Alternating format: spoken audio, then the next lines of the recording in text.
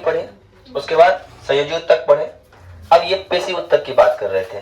तो पेशी उत्तक का 3 भाग होता है, जिसको बोलते हैं आरेखित पेशी, ऐच्छिक क्या अनैच्छिक और रेखित ऐच्छिक और हृदय पेशी, 3 होते हैं।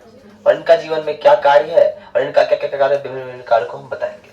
देखिए पहला क्या है, पहला पेशी उत्तक होता क्या है। तो पेशी उत्तक कोशिकाएं ही लंबी होती है। इसकी जो कोशिकाएं होती है, पेशी उत्तक की कोशिकाएं कैसी होती है, कैसी होती है, लंबी होती है। इनकी कोशिकाएं, कोशिका के भीतर एक तरल पदार्थ होता है जिसको सार्कोप्लाज्म कहते हैं। अब पेशी उत्तक के अंदर एक तरल पदार्थ रहता है। इस तरल पदार्थ का नाम क्या है, सार्कोप्लाज्म। क्या नाम है, सार्कोप्लाज्म। जो पेशी उत्तक के अंदर तरल भाग है उसको सार्कोप्लाज्म कहते हैं। सार्कोप्लाज्म में क्या होता है, केंद्रक पाया जाता है। क्या पाया जाता है, केंद्रक पाया जाता है। और इसकी इसी उत्तक के कारण जंतुओं का अंग गति करता है। हमारा अंग जो गति कर पा रहा है, गति हो रहा है हमारे अंदर, जो वो किसके कारण होता है, पेशी उत्तक के कारण। हमारे शरीर में गति हो रहा है, हम जो गति कर पा रहे हैं, या हमारा शरीर ही नहीं, कोई भी जीव जंतु है, कोई भी जंतु है, उसमें गति हो रहा है, कारण हो रहा है, पेशी उत्तक के कारण हो रहा है। कोई दिक्कत। अब आते हैं, पेशी उत्तक को 3 भाग बांटा गया है, आरेखित या अनैच्छिक, रेखित या ऐच्छिक और पेशी, हृदय पेशी। कोई दिक्कत। अब आते हैं आरेखित के। ये पेशियां नेत्र के आइरिस में, वृषण और उसकी नलिकाओं में पाया जाता है। ये कहां पाई जाती है, नेत्र के आइरिस में। आंख में दिखता है पतला पतला जो दिखता है ना, झिल्ली टाइप का, वहां पाया ये वाला पेशी। कोई दिक्कत। और वृषण किडनी जो होता है उसके अंदर नलिकाएं होती है, उसके अंदर पाया जाता है कौन, आरेखित या अनैच्छिक पेशी। कोई दिक्कत। इसकी कोशिका तुर्क की आकृति जैसी होती है, जिसमें प्रचुर मात्रा में क्या भरा जाता है, कोशिका द्रव और केंद्रक पाया जाता है। आरेखित में प्रचुर मात्रा में कोशिका द्रव और केंद्रक पाया जाता है। कोई दिक्कत। और आरेखित पेशी का संकुचन जंतु के इच्छाधीन नहीं होती। और ये जो है काम जो करता है, हमारा इच्छा के अनुसार काम नहीं करता है। मेरा इच्छा हुआ क्या भैया हृदय को रोक दे, तो रोक दोगे। हमारा इच्छा हुआ कि हम चलेंगे नहीं, हम रोक सकते हैं, चलना नहीं है। लेकिन हमारा इच्छा हुआ कि हृदय को रोक दे, तो हम रोक नहीं पाएंगे। मेरा इच्छा ब्लड यहां से आने, हम रोक नहीं पाएंगे, है ना। इच्छा तो नहीं कर पाता है भाई। तो ये क्या हुआ, ये जो किसी जो काम करता उत्तक, वो इच्छाधीन नहीं होती, वो इच्छा पे डिपेंड नहीं करती है ना। अब आते हैं, हेलो, हाँ बंद है, हाँ बंद किए थोड़ा सा, बताएंगे बाद में, क्लास रिकॉर्ड हो रहा है क्लास। अब देखिए, ये पेशियां जंतु के कंकाल से जुटी रहती है।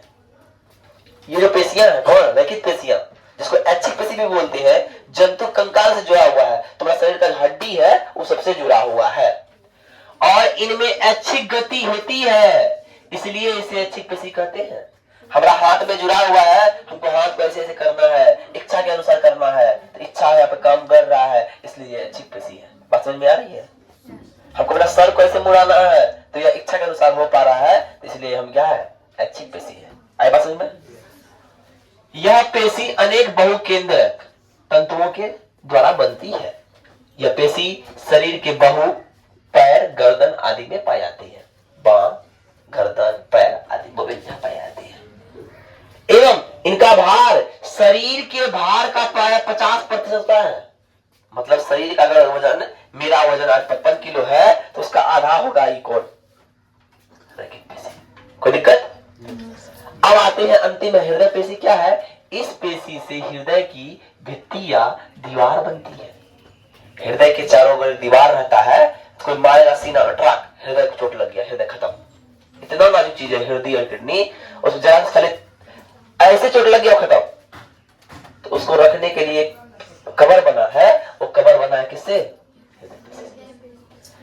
रैखिक पेशी की तरह इसमें भी अनुप्रस्थ धारियां पाई जाती है। जिस तरह रैखिक पेशी में अनुप्रस्थ धारियां पाई जाती है, उस तरह इसमें भी पाई जाती है। और यह स्वभावतः अनैच्छिक होती है, इसमें इच्छा नहीं होता है। हृदय का दीवार में इच्छा होता होगा, नहीं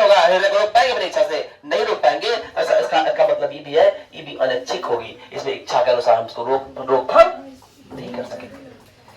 इसमें सर्वदा संकुचन और प्रसरण होता रहता है, और यही इसका है संकुचन प्रसरण होने वाला है, इसमें हमेशा होता रहेगा। हृदय कभी धक धक धक धक, हृदय का आवाज कैसा निकलता है तुमको? हृदय का लव डब बोलता है, लव डब ऐसा आवाज निकलता है उससे। देखो अब आगे हम बढ़ाते हैं। कौन उत्तक हो जाएगा? तंत्रिका उत्तक, इसके बाद हो जाएगा। तंत्रिका उत्तक क्या है? जंतुओं के शरीर के मस्तिष्क, मेरुरज्जु तथा तंत्रिकाएं तंत्रिका उत्तक से बनी होती है।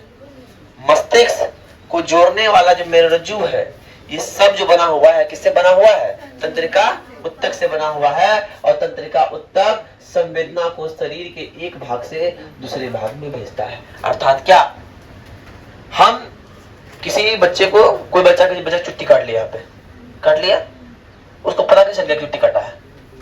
बताने वाला कौन है? माइंड। माइंड को इन्फॉर्मेशन कौन दिया? काटा तो यहाँ पे, पर यहाँ पता कैसे चल गया बताओ? तो वही जो तंत्रिका उत्तक है, जैसे काटा तुरंत बोलता है चिट्ठी काट रहा हूं, जल्दी समझ बात ना।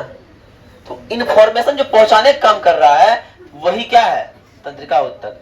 अगर मान लो जिस व्यक्ति के शरीर से तंत्रिका उत्तक निकाल दिया जाए, कितना मारो, धप धप धप मारते रहो, पता चलेगा मारा है ना? है ना? एक बार क्या हुआ, रौनक कुमार का शरीर तंत्रिका उत्तक निकाल दिए और खूब मार पता ही चला रौनक कुमार को।